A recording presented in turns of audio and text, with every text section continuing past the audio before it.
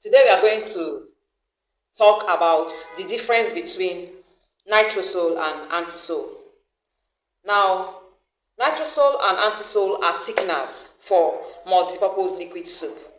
They are different. Nitrosol is an instant thickener, while Antisol is not an instant thickener. You have to soak it for at least 24 hours. And in between, you have to come and be turning it, making sure that there will be no lumps. You have to dissolve the lumps. Sometimes you even use your hand to squeeze it and make sure that, there will be no lumps. So today we are going to discuss the advantages and disadvantages of the both of them so that you will know which one to choose in your soap making. Let's start with Nitrosol.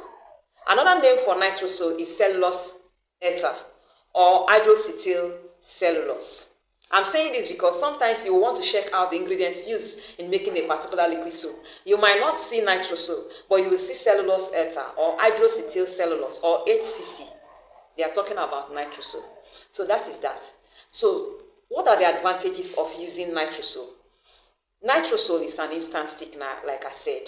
That means if you want to use it, you can just buy it and produce your soap immediately without waiting. So that will make your work to be very easier for you.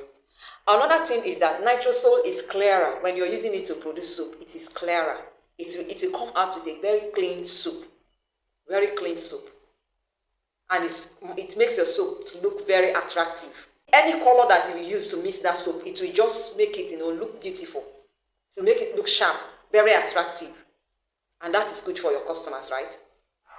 So what are the disadvantages? The disadvantages of Nitrosol is that it is more expensive than Antisol. It is more expensive. Another thing is that sometimes our customers will complain that the soap is slimy. Nitrosol is slimy in nature. Some of our customers don't really like that slimy nature of Nitrosol.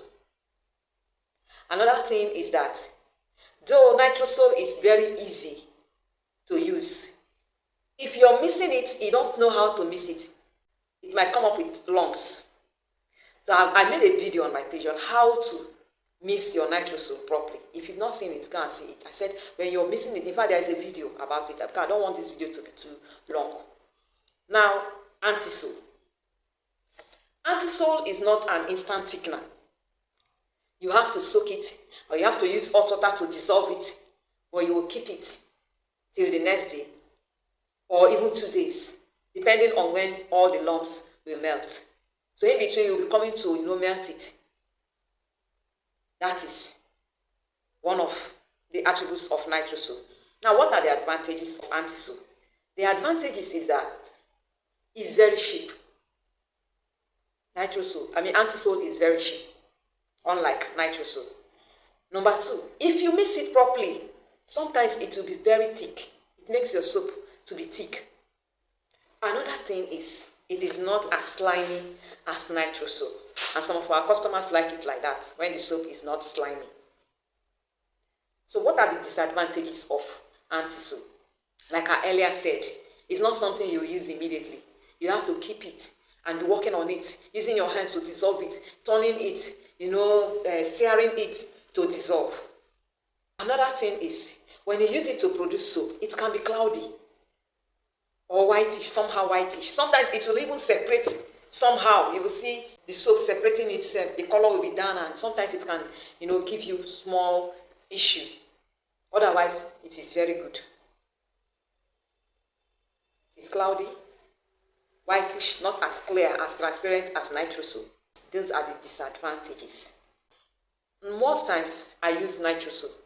But sometimes, when my customers complain, if I have 1 or 2 customers that do complain of that slimy nature, what I do is, I just prepare a small batch using Antisol for those special customers. And then they will begin to say, Auntie, this soap is fine or it's not as slimy, because everybody knows what they want. So thank you for watching. I love you.